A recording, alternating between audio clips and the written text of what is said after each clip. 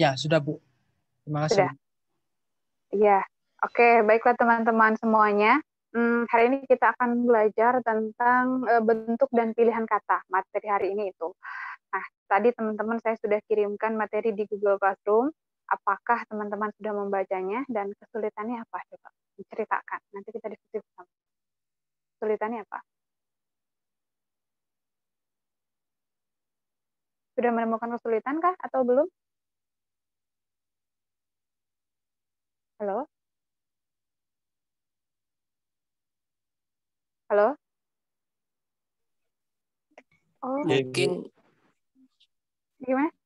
Bisa terdengar suara saya? bisa, Bu. Ya, Iya. Bu. Belum menemukan kesulitan.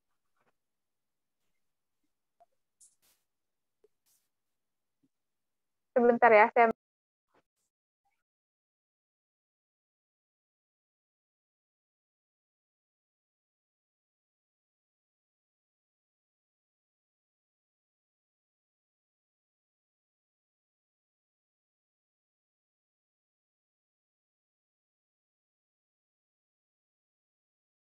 maaf ya.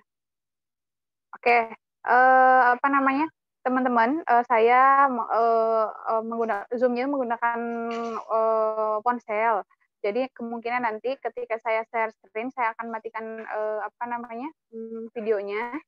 Tidak apa-apa ya, tapi suaranya nanti mudah-mudahan bisa terdengar dengan jelas.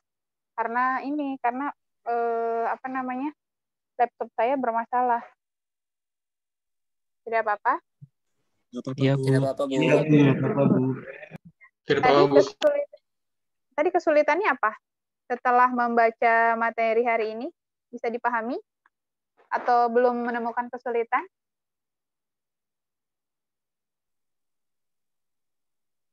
Belum ya? Sudah, karena kalau belum ada yang perlu kita diskusikan, saya akan bahas langsung ke materi hari ini, bentuk dan pilihan kata. Oke, sekarang di apa namanya, di ponsel teman-teman semuanya sudah ada kan? Sudah terlihat belum Sudah, PowerPoint-nya? Bu. Sudah, Sudah, Bu. Bu. Oke, suaranya sudah terdengar jelas? Sudah, Bu. Sudah, Bu. Oke, Sudah, Bu. udah kita mulai ya. Khawatir ini tertutup tiba-tiba. Jadi hari ini kita akan belajar bentuk dan pilihan kata pertemuan keempat. Nah, teman-teman semuanya, bahwa di dalam kalimat ya, satuan terkecil di dalam bahasa itu sebenarnya adalah fonem atau bunyi. Jadi kalau misalnya kita berbicara kalimat, maka ada satuan terkecilnya apa? Itu bunyi. Bunyi itu ada dua jenisnya, ada bunyi vokal, ada bunyi konsonan. Nah, di atas fonem itu ada morfem. Nah, morfem itu apa? Morfem itu ada bentuk-bentuk terikat seperti imbuhan, seperti kata-kata apa gabungan itu adalah morfem. Itu kan di atas fonem itu morfem. Nah, di bawah di atas morfem ada apa? Baru ada kata. Nah, kita akan pelajari hari ini. Kata ini bentuknya banyak sekali, ada kata dasar, ada kata berimbuhan gitu. Di atas kata apa? Nanti ada namanya frasa. Nanti kita minggu depan kita belajar frasa. Di atas frasa apa? Ada namanya klausa. Nah, di atas klausa apa? Ada namanya kalimat. Di atas kalimat ada apa? Ada paragraf. Di atas paragraf apa? Ada wacana. Jadi begitu.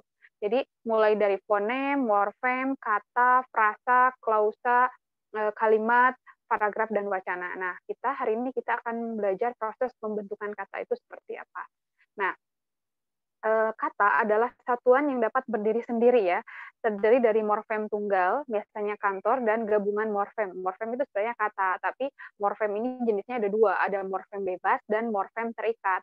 Nah, morfem bebas itu apa? Morfem yang bisa berdiri sendiri dan dapat dipahami seperti apa rumah datang gitu ya, itu akan benda, merujuk kepada nomina. Nah, tapi kalau misalnya morfem terikat seperti ber, seperti meng, ber, ter, se, atau misalnya gabungan kata-kata gabungan kan tidak bisa dipahami ya. Artinya kenapa terikat? Karena si morfem tersebut bisa dipahami ketika digabungkan dengan kata gitu. Jadi ini adalah kata. Nah, kata di dalam bahasa Indonesia itu jenisnya banyak sekali ya, teman-teman tentu sudah belajar dulu. Ada kata dasar, ada kata kerja, ada kata depan, ada apa? Ada kata benda dan lain sebagainya. Itu kita tidak akan belajar itu. Nah, tapi kata itu umumnya ada dua, ada kata dasar dan kata imbuhan. Nah, kata dasar itu adalah kata saya sama saja. Ada juga yang menggunakan turunan. Nah, selanjutnya si kata ini, proses pembentukan kata ini ada banyak caranya. Kenapa sih kata dibentuk? Ya memang kan satu kata itu maknanya bisa banyak sekali.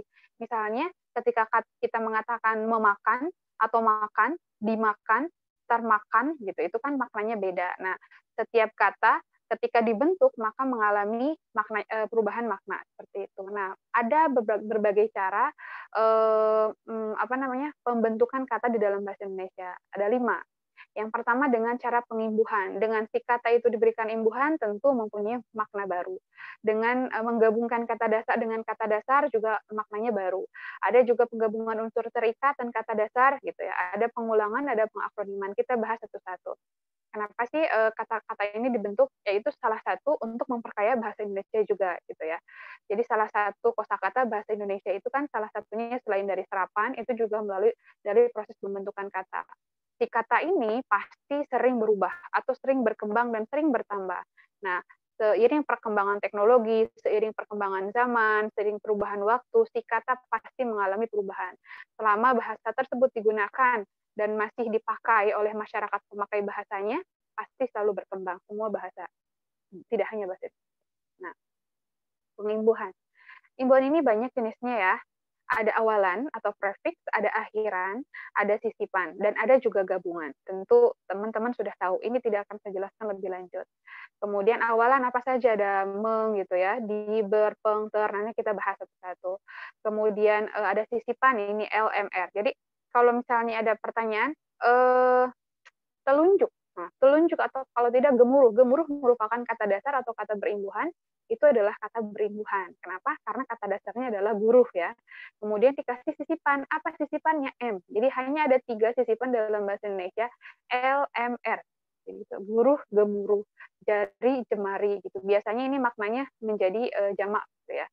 Kemudian selanjutnya ada akhiran an dan kan dan i. Nah, ini juga akhiran. Jemuran, cucian, setrikaan, makanan. Nah, ada juga gabungan awalan dan akhiran. Tadi waktu itu pernah saya berikan informasi ketika kita membahas tentang PUEB ya. Kalau awalan, kalau misalnya kata di dalam bahasa Indonesia mendapatkan gabungan, maka penulisannya harus disatukan. Gitu. Nah, yang kedua, penggabungan kata dasar dengan kata dasar. Tapi sebelum bahas ini, saya akan membahas atau menambahkan beberapa informasi tambahan yang tidak ada di dalam PowerPoint. Nah, kesalahan-kesalahan umum yang sering saya temukan dalam penulisan kata ya, ini khususnya akhiran, misalnya kita mulai dari akhiran, itu penulisan an. Nah, an itu membentuk kata benda. Contoh misalnya makan kan kata kerja, diberikan akhiran an, jadi makanan. Makanan itu adalah bendanya. Saya membeli makanan, saya subjek membeli predikat, makanan itu objek. Berarti makanan itu adalah kata benda. Kemudian jual, jualan. Jual itu kata bekerja, jualan itu kata benda. Jualan itu jual mendapatkan akhiran an. Nah, banyak sekali ada yang menulis misalnya di pasar atau di jalan atau ada yang dimanapun gitu ya, dalam komunikasi lisan atau baik lisan maupun tulis, ada sering mengatakan bahwa saya jualan di Tanah Abang. Nah, saya jualan di Tanah Abang, sebenarnya kalimatnya tidak benar dalam proses pembentukan katanya. Kenapa? Karena jualan ini bukan kata kerja, tapi jualan itu adalah kata benda. Oleh karena itu, kita harus tahu proses pembentukan katanya jual, dikasih akhiran an, sedangkan ketika mendapatkan akhiran an, maka membentuk kata benda, berarti saya jualan. Jualan ini padahal bukan kata kerja. Jualan itu adalah bendanya. Nah, misalnya dia jualan baju, ya si baju itu adalah jualannya gitu. Jadi yang tepat itu adalah saya menjual jualan saya, gitu, bisa seperti itu juga. Atau saya menjual baju di Tanah Abang, sama makan makanan. Jadi pahami yang ini? Bisa, Bu. Oke. Nah, sekarang tambahan ini sisipan tidak ada masalah ya. Terus kemudian yang sering sekali banyak kesalahan dalam penulisan itu adalah awalan. Nah, awalan di dalam bahasa Indonesia itu kan banyak ya. Yang akan saya tekankan dan sering kita temukan penulisan yang salah itu dalam penulisan meng atau me-nya. Meng atau me. Nah, ketika kita belajar imbuhan me atau meng ya, jadi ada beberapa pakar atau ahli linguistik yang mengatakan bahwa induknya itu adalah meng bukan me, gitu ya. Jadi kita akan ikuti itu. Jadi yang pertama, si meng itu adalah imbuhan dalam bahasa Indonesia sama dengan peng atau pe ya. Kita sebut saja meng. Nah, di dalam linguistik itu ada namanya imbuhan. Imbuhan itu punya anak-anak. Nah, anak-anaknya itu disebut sebagai alomorf. Nah, si meng atau peng, meng sama peng sama ya. Kapan sih bisa berubah menjadi bisa berubah menjadi mem, bisa berubah menjadi men, bisa berubah menjadi meng, bisa berubah menjadi men, bisa berubah menjadi menge. Itu banyak syaratnya. Nah, kapan saja, jadi saya katakan si meng atau si peng ya, jadi ini adalah induknya meng sama peng, itu punya anak-anak. Jadi lebih mudahnya bahasanya anak-anak, atau istilah linguistiknya adalah alomorf. Dia berubah menjadi me atau pe apabila bertemu dengan kata dasar yang awal katanya atau diawali dengan bunyi R ya. Nanti teman-teman bisa cek di buku penyuluhan diksi ya, di situ sudah lengkap, tapi di sini saya jelaskan lagi. Dia berubah menjadi me kalau bertemu dengan R, yang kedua L, M, N, W, Y, ngeh sama nyeh. Ngeh sama nyeh itu NG sama NY gitu ya. Ketika berubah menjadi, bisa juga berubah menjadi mem ya atau pem apabila bertemu dengan P, B, F, V gitu ya. Kemudian bisa juga berubah menjadi men apabila bertemu dengan kata dasar D, T, C, J, Z, S sama Y. Kemudian bisa juga berubah menjadi peng atau meng apabila bertemu dengan kata dasar K, G, H, ke ya, gabungan konsonan, kemudian semua huruf vokal. Jadi si meng atau peng berubah menjadi meng apabila bertemu dengan huruf vokal. Kemudian bisa juga berubah menjadi men atau peny apabila bertemu dengan kata dasar yang diawali S. Nah, terakhir, si meng dan peng ini bisa berubah menjadi menge atau penge apabila bertemu dengan kata dasar yang terdiri dari satu suku kata. Contohnya adalah cat, bom. Nah, cat dan bom itu satu suku kata. Pertanyaannya, bagaimana cara menentukan suku kata? Si suku kata ini dapat kita tentukan melalui jumlah vokalnya. Cat gitu kan, satu pemenggalan, cat berarti satu suku kata karena kan bunyi vokalnya cuma A saja.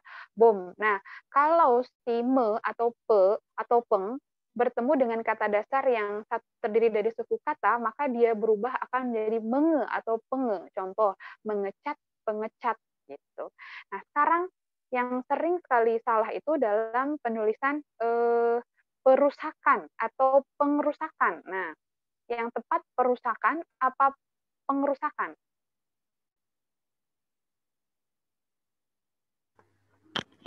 Cek, cek. Coba perusakan atau pengerusakan? Perusak atau perusakan atau pengerusakan? Perusakan. Nah, perusakan. Kenapa? Karena si peng berubah menjadi pe apabila bertemu dengan kata dasar yang diawali oleh R ya. Sedangkan karena kata dasarnya adalah rusak. Kenapa tidak pengerusakan? Karena kalau peng berubah menjadi peng itu tidak bertemu dengan kata dasar yang diawali oleh R. Oleh karena itu alasannya jelas bahwa perusakan karena si peng bertemu dengan kata dasar yang diawali oleh R gitu.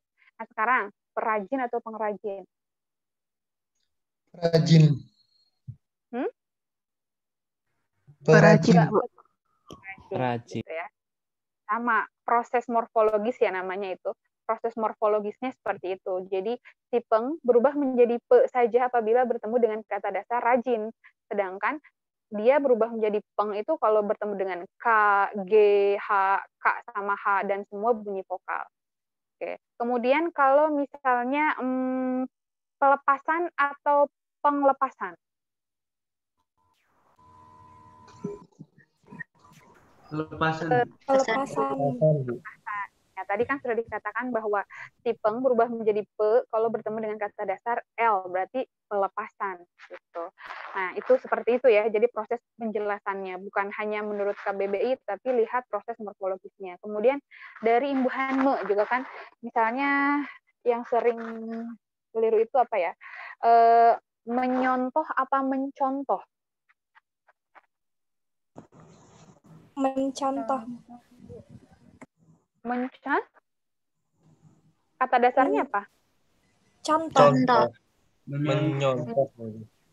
Menyontoh apa mencontoh? Mencontoh. Menyontoh kayaknya, Bu. Coba dengan kayaknya nih, lihat nih. Tadi saya katakan si meng ini berubah menjadi men apabila bertemu dengan d, t, c.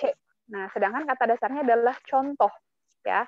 Maka dia mencontoh, bukan menyontoh. Kenapa menyontoh? Kenapa bukan menyontoh? Karena menyontoh si meng berubah menjadi men apabila bertemu dengan kata dasar s. Sedangkan si contoh ini bukan kata dasarnya, bukan contoh kan? Contoh apa contoh? Contoh apa contoh? Contoh kan? Nah, mungkin ada orang yang beranggapan kata dasarnya contoh, oleh karena itu luluh kan, yang kemarin kita bahas yang P, T, K, S gitu. Karena kalau bertemu dengan S, maka S-nya akan luluh. Tidak, seperti sapu jadi menyapu, S-nya hilang gitu ya. Nah, ini tidak, karena kata dasarnya bukan contoh, tapi contoh. Gitu. Sekarang, menyemooh apa mencemooh? Mencemooh. Mencemooh. Mencemooh. Kata dasarnya apa? Harus tahu dulu kata dasarnya. Cemooh. Cemooh. Ya gitu ya.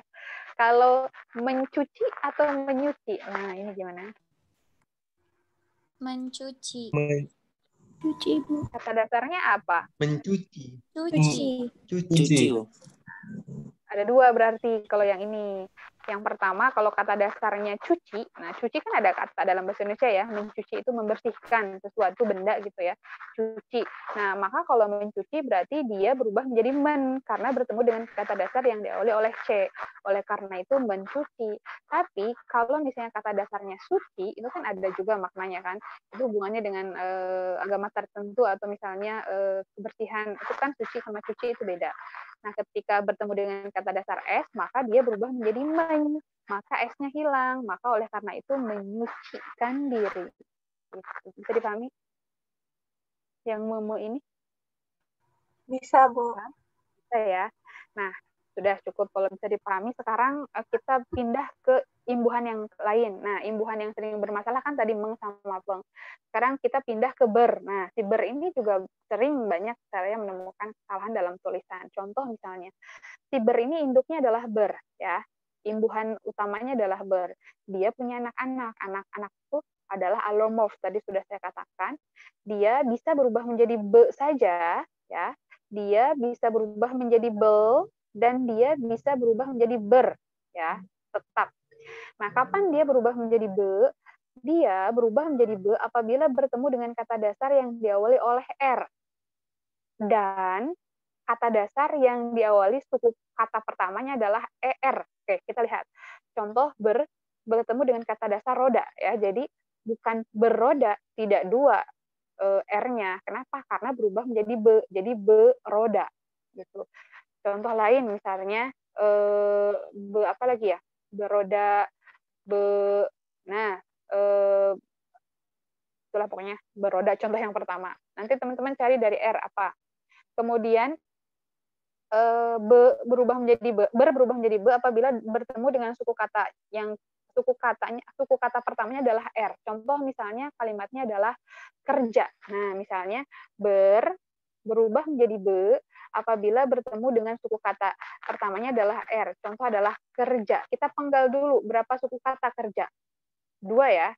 Suku kata pertama ker, suku kata kedua adalah ja. Nah, suku kata pertamanya adalah r, er. Nah, oleh karena itu dia berubah menjadi bekerja.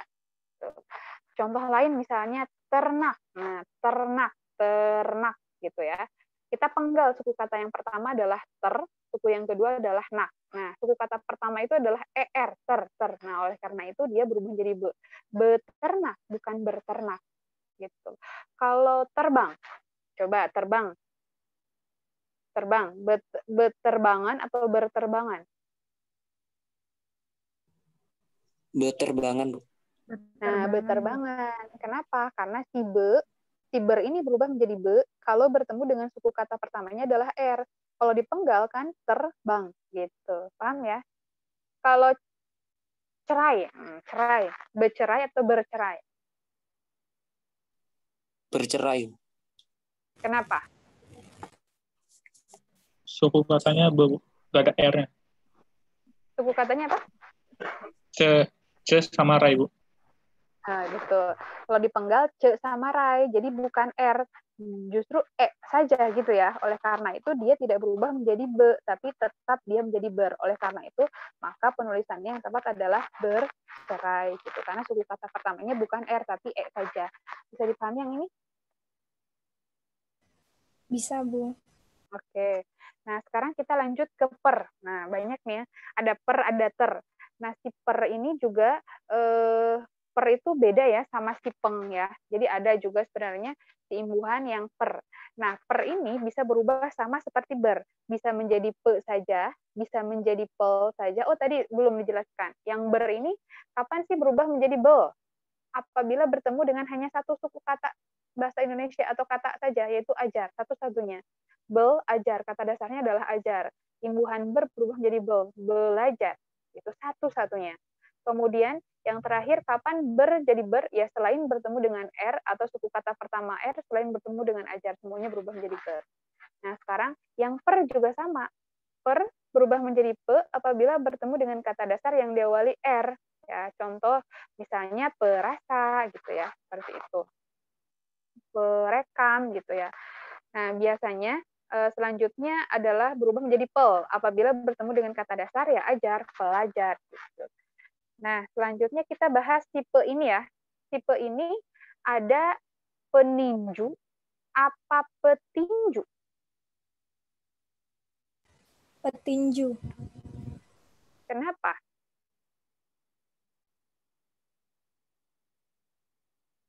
Coba peninju apa petinju? Ini pe atau peng imbuhannya? Bu. Petinju. Petinju. Kalau di sini si peng, tadi sudah saya katakan, si meng sama si peng berubah menjadi pen apabila bertemu dengan kata dasar tinju. Jadi peninju. Gimana? Bisa dipahami yang ini? Masih bingung? Nah, saya jelaskan ya. Jadi di dalam kata bahasa Indonesia itu kata dasarnya adalah tinju. Tinju ini biasanya kalau ada imbuhan jika dikasih bentuk turunan imbuhan, misalnya imbuhan awalan, jadi meninju. Meninju itu biasanya imbuhan me ini bertalian bentuk atau maknanya dengan pe ya. Jadi peninju. Kalau peninju ini kata dasarnya adalah tinju ya, dikasih awalan peng tadi. Si peng apabila bertemu dengan kata dasar yang diawali oleh T, maka dia menjadi pen ya. Maka karena si T itu bagian dari PTKS yang luluh itu kan, kemarin saya sudah katakan bahwa T itu PTKS atau apa bahasa lainnya selain PTKS itu adalah apa ya? KTSP gitu, PTKS atau KTSP, maka T-nya akan luluh. Oleh karena itu ketika peng menjadi pen bertemu dengan T, maka T-nya hilang jadi peninju. Nah, jadi meninju, peninju artinya adalah orang yang meninju ya. Peninju ini adalah orang yang meninju. Kata dasarnya adalah tinju bertemu dengan imbuhan peng, berubah menjadi pen, T-nya hilang karena luluh. Nah, kata kerjanya adalah meninju. Jadi peninju ini adalah orang yang meninju, orang yang meninju. Aktivitas yang dilakukannya adalah meninju. Nah, sekarang kita lihat. Sekarang kalau yang kedua adalah petinju, beda lagi. Kalau petinju ini imbuhannya bukan peng tapi pe. Nah, bertemu dengan kata dasar tinju. Nah, ini artinya adalah profesi. Kalau tadi adalah orang yang meninju. Bisa saja orang yang meninju, dia profesinya bukan petinju. Misalnya, seperti dia sedang bertengkar dengan temannya, atau seperti apa. Tapi kalau petinju, itu kata dasarnya adalah pe, bukan peng, bertemu dengan kata dasar yang diawali oleh t. Jadi petinju, gitu ya. Nah, oleh karena itu, ada kata petinju. Petinju ini di dalam buku diksi dan buku referensi yang saya kirimkan tersebut dinyatakan bahwa itu adalah profesi petinju. Kemudian ada lagi bentuk turunannya, misalnya seperti pelukis, kemudian apalagi petani, kemudian banyak gitu ya. Jadi beda. Nah, petinju ini kaitan maknanya atau kaitan kata kerjanya dengan bertinju gitu. Beda kan? Peninju yang tadi mendapatkan awalan peng Tapi kalau petinju itu adalah profesi, maka aktivitasnya adalah ber. Nah, oleh karena itu bertinju kan dilakukan aktivitas juga kan kata kerja, tapi berkaitan dengan profesi karena bertinju, petinju itu adalah profesi. Oleh karena itu dapat disimpulkan bahwa imbuhan me bertalian bentuk dengan imbuhan peng. Imbuhan meng bertalian bentuk dengan peng. Imbuhan ber bertalian bentuk dengan pe. Gitu. Bisa dipahami? Bu mau bertanya. Iya, gimana? Kalau penulis, Bu? Penulis, tulis, kan itu berarti kata dasarnya apa? Tulis. T-nya hilang tidak? T-nya hilang. Hilang, berarti imbuhannya pe atau peng? Imbuhannya apa? Peng. Berubah menjadi pen. Karena bertemu dengan kata dasar T. Aktivitasnya apa? Menulis. Menulis. Karena tadi saya katakan bahwa peng berkatalian bentuk dengan meng. Gitu. Betul, penulis. Bukan petulis. Ya, bisa dipahami? Nah, sekarang ada contoh kasus yang lain. Contohnya seperti pemukiman dan permukiman. Nah, coba kita lihat. Kata dasarnya adalah mukim. Nah, kalau dikasih imbuhan me tadi, bahwa saya katakan me bertalian bentuk dengan peng. Oleh karena itu, maka ketika dikasih me, berarti misalnya apa? Contohnya misalnya memukimkan. Oke, memukimkan dikasih imbuhan peng, berarti apa? Pemukiman apa permukiman? Coba. Peng berubah menjadi pem apabila bertemu dengan kata dasar mukim. Berarti pemukiman. Oke. Nah, sekarang mukim, contoh lain misalnya, tadi kan sama ya bertinju, berarti bermukim. Bermukim itu kan tempat ya, diam di suatu tempat. Berarti kalau bermukim, dikasih imbuhan pe, jadi? Permukiman. Iya, permukiman. Nah, ini berarti ada dua makna juga, sama seperti peninju dan petinju.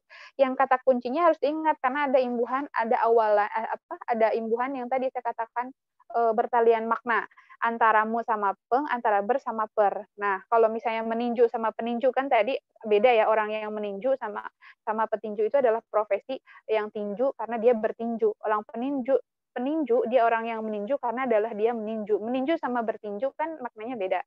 Kemudian sekarang bermukim sama permukiman. Nah, kalau pemukiman sama memukimkan, nah kalau perumahan itu berarti pemukiman apa permukiman? Rumah tempat tinggal. Rumah itu pemukiman. Atau permukiman. Nah, kalau pemukiman dikasih imbuhan me tadi apa? Bertalian bentuk dengan apa? Pemukiman berarti dikasih imbuhan me jadi memu apa? Coba. Sama seperti tadi, peninju sama meninju. Pemukiman berarti memukimkan kan?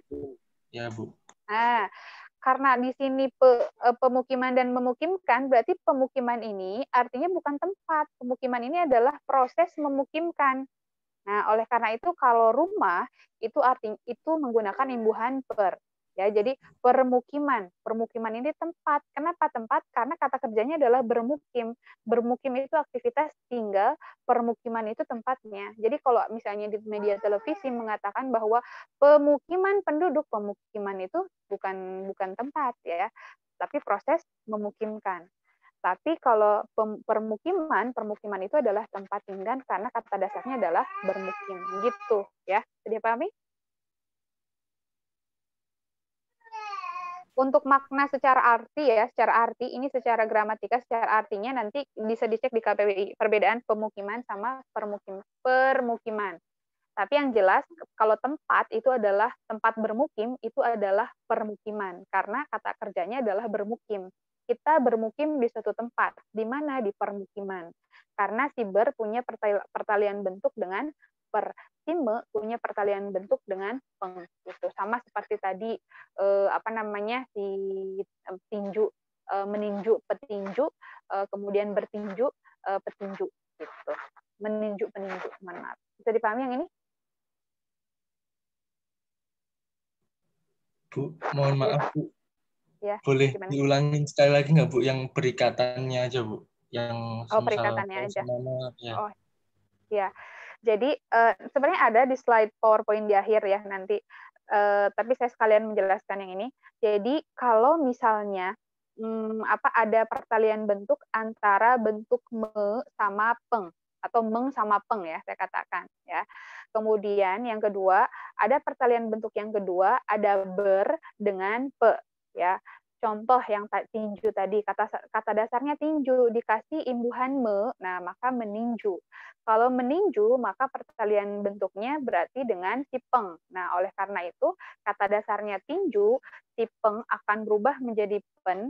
Kemudian karena t-nya itu karena kata dasar diawali oleh T, maka dia akan luluh jadi peninju. Maknanya adalah orang yang meninju. Aktivitas yang dilakukannya adalah meninju. Oleh karena itu, imbuhan peng punya hubungan makna dengan meng. Nah, lalu yang kedua, pertalian bentuk yang kedua adalah ber dan pe. Nah, ketika si tinju ini diberikan imbuhan ber, maka aktivitasnya adalah bertinju. Ya, bertinju itu kan aktivitas yang dilakukan oleh dua orang kan, bertinju. Kemudian dikasih imbuhan pe, maka menjadi petinju, bukan peninju. Kenapa? Karena kata dasarnya adalah pe bertemu dengan tinju, bukan peng ya kata dasarnya.